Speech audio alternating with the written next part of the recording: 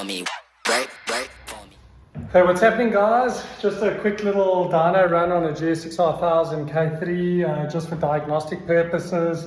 So client reckons the clutch is slipping and the bike's cutting out. So we just thought maybe rather do dyno instead of just aimlessly checking things on the bench. So that's another thing just to keep in mind, is that if a bike shop has got a dyno, it's a very powerful diagnostic tool. So I mean, I can load this bike up in a higher gear and wind it on and see if the clutch lets go, or I can check the fueling, see at the point when the bike cuts out, make sure that there's no strange situations that you're not going to pick up if you just do normal bench testing and stuff. But that's why we got on the dyno. So at least we can monitor, we can check RPM, which is linked to your crank signal. So we can see if the crank sensor is breaking down, we start losing RPM on the dyno. We can check our air fuel ratio and see if maybe the fuel pump's giving trouble, or if the bike's pulling out lean after a dyno run, which would also be a symptom of a stuck fuel pump. One that's all jammed up with dirt. So yeah, let's get on with this and take a look and see what she does.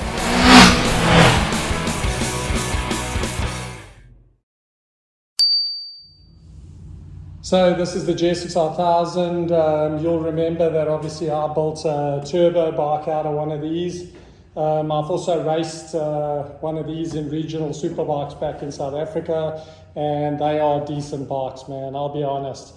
Like, you ride new bikes today, they're great, but it's just raw power, man. It's pretty good. Not huge numbers, they normally make about 150, sort of roundabout there, 148 to 155. But yeah, they are good bikes and very perky, very responsive. So yeah, I'm pretty excited to see what this one does. Let's just check the mileage on it. What she got? 62,900 Ks. Just shows how reliable these bikes are. It's pretty big mileage. Normally these things don't last in South Africa because the guys are tanking it on the highways all the time. It's like 300 plus from when you get on the highway. But yeah, here is a different story. There's obviously big rules and regulations. So very impressive that a bike can last that long. But yeah, anyway, stay tuned. Enjoy the video.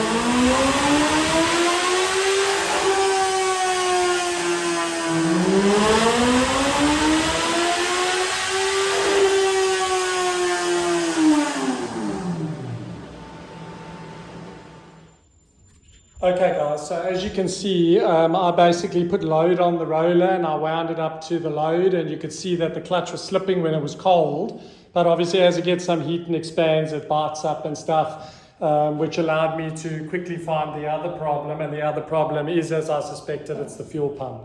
So the reason I can say that is, let's just take a look here. We can see this bike normally makes about, realistically 145 to about 153 horsepower. So this bike's only making 101 Newton meters and 118 horsepower. And the reason for that is that you can see the air fuel ratio is pulling out from 12 to 1, and then gradually, all of a sudden, when it needs the fuel to supply the combustion process, it just dips straight out to like 19 to 1. So that's why I opted to run this, and you can see the power just falls flat on its head.